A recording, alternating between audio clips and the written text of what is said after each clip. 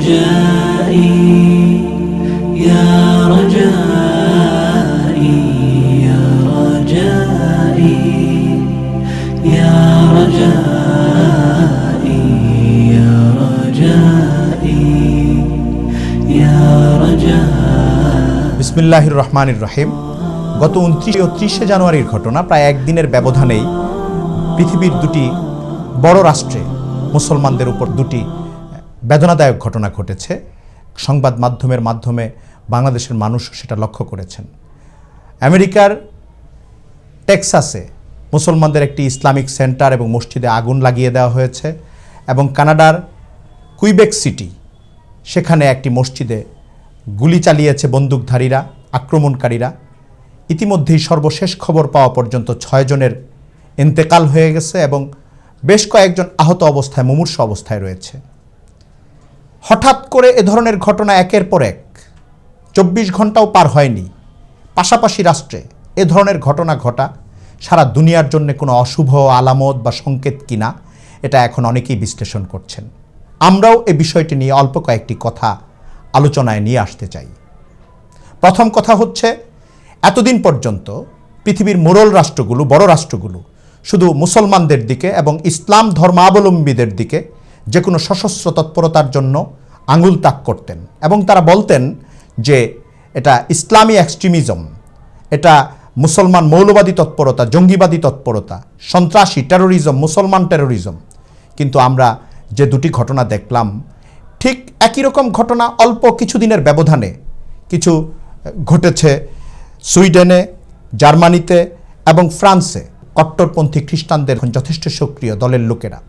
তো এই অবস্থায় যে বিষয়গুলো সামনে এসেছে সেটা হচ্ছে যে তাহলে এই বড় রাষ্ট্রগুলোতে এখন যেটা বিকশিত হচ্ছে আক্রমণকারী একটি গোষ্ঠী, এরা আসলে কারা, কাদের প্রতিনিধিত্ব করছে?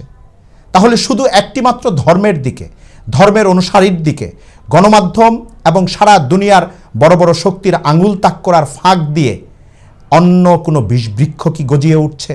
খ্রিস্টান এক্সট্রিমিজম, খ্রিস্টান কট্টরপন্থা, টেরোরিজম, বৌদ্ধ টেরোরিজম যেটা মিয়ানমারে ঘটছে এবং ইন্ডিয়ায় আমাদের পাশের রাষ্ট্রে গত কয়েক বছর আমরা দেখেছি সেখানেও একটা হিন্দু এক্সট্রিমিজমের উত্থান ঘটেছে।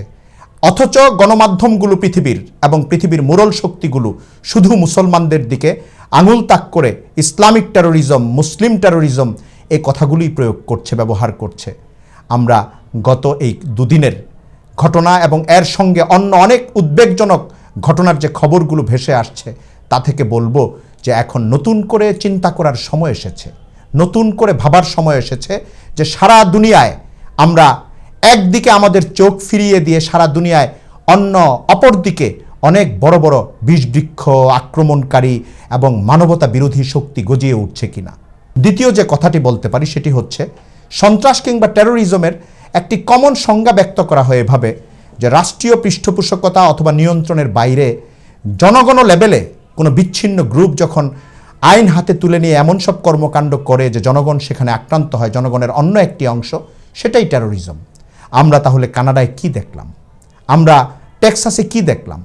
আমরা জার্মানি কিংবা সুইডেনে যেসব ঘটনা ঘটেছে দক্ষিণপন্থী উগ্র খ্রিস্টানদের দ্বারা, সেখানে আমরা কি দেখছি? এখানে তাহলে কি এটা সন্ত্রাসবাদের ঘটনা নয়? এটাকে কি টেরোরিজম বলা যায় না? অথচ আমরা অবাক হয়ে লক্ষ্য করলাম যে টেক্সাসের ঘটনার পর এবং কানাডার ঘটনার পর বাংলাদেশ সহ পৃথিবীর বড় বড় গণমাধ্যম, বিবিসি, রয়টার্স, এএফপি, এপি, তারা সবাই বলল বন্দুকধারীদের গুলিতে এতজন নিহত।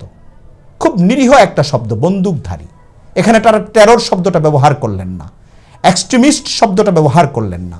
প্রশ্ন সৃষ্টি হয়, এটা কি তাহলে একটি ধর্মের অনুসারীদের দিকে এক ধরনের অভিযোগকে সুনির্দিষ্টভাবে রক্ষা করার জন্যেই, এক পাক্ষিকভাবে অভিযোগটাকে সবসময় জোরালো পর্যায়ে রাখার জন্যই কি আজকে যারা আক্রমণে এসেছে কানাডা এবং টেক্সাসে আমেরিকার, তাদেরকে এই টেরর এবং টেরোরিজমের দিকে সংযুক্ত করা থেকে সচেতনভাবে গণমাধ্যমগুলো নিজেদেরকে বিরত রেখেছে?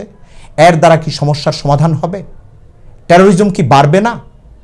আমি তৃতীয় যে কথাটি অনুরোধ করে পেশ করতে চাই সেটি হচ্ছে, আজকে কেউ কেউ বলছেন যে গত কয়েক বছর যাবৎ আমেরিকা সহ পৃথিবীর বিভিন্ন দেশে এক ধরনের নীরব কিংবা ব্যালট এক্সট্রিমিজমের যাত্রা শুরু হয়েছে।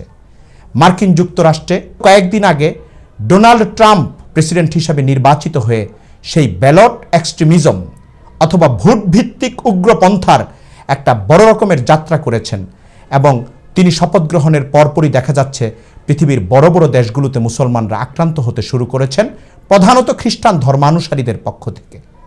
এই অবস্থা আসলে তাহলে কোন দিকে যাবে? এই এক্সট্রিমিজম কি ধীরে ধীরে মাঠ পর্যায়ে, ফিল্ড পর্যায়ে আরও বাড়তে থাকবে?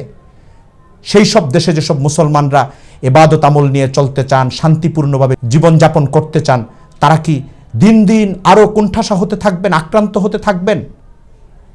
আমি সারা দুনিয়ার, শুধু মুসলমান নয়, সারা দুনিয়ার মানুষদের প্রতি সহানুভূতি জানিয়ে আমি যে কথাটা বলবো, যে আমি একজন ব্যক্তি মানুষ শুধু নই, বাংলাদেশের যে কোনো মুসলমানের অনুভূতি লালন করে আমি বলবো যে গোটা দুনিয়ার একজন অংশীদার হিসেবে এবং গ্লোবাল ভিলেজ বা ভূগোলময় এই পৃথিবীর বাসিন্দা হিসেবে আমরা দাবি করতে পারি যে উগ্রপন্থা, চরমপন্থা বা সন্ত্রাসবাদের আসুন মূল কারণগুলোতে আমরা হাত দিই। একটি ধর্মের অনুসারীর দিকে আঙুল তাক করার অভ্যাসটা বর্জন করি। এটা America, Canada, France, Britain, Sweden সহ বাংলাদেশের গণমাধ্যম এবং বাংলাদেশেরও যারা চরমপন্থার বিভিন্ন বিষয় নিয়ে বিশ্লেষণ করেন তাদের সবাইকে আমি অনুরোধ করব যে সমস্যার গোড়ায় হাত দেন, সমস্যার সংজ্ঞায় হাত দেন, সমস্যা যারা যারা যেখানে যেখানে যেভাবে ঘটাচ্ছে সব আলোয় নিয়ে আসুন বিশ্লেষণের। মুসলমানদেরকে অপরাধী হিসেবে চিহ্নিত করার প্রবণতা আমাদেরকে পরিহার করতে হবে। যদি আমরা রাজনৈতিক কারণেও এই অভ্যাস পরিহার না করি তাহলে আমরা বিষবৃক্ষ থেকে নিজেদেরকে বাঁচাতে পারবো না, আমরা ভয়াবহ সন্ত্রাসের ধাবমান একটি তাণ্ডব থেকে নিজেদের রক্ষা করতে পারবো না। আল্লাহ তাআলা এই গোটা পৃথিবীতেই শান্তির একটি পরিবেশ কায়েম করে দিন। ওয়া আখিরু দাওয়ানা আলহামদুলিল্লাহি রাব্বিল আলামিন। إليك أنت صباحي مصفد بمسايا فاسكب ضياءك إني ظمآن ضل صدايا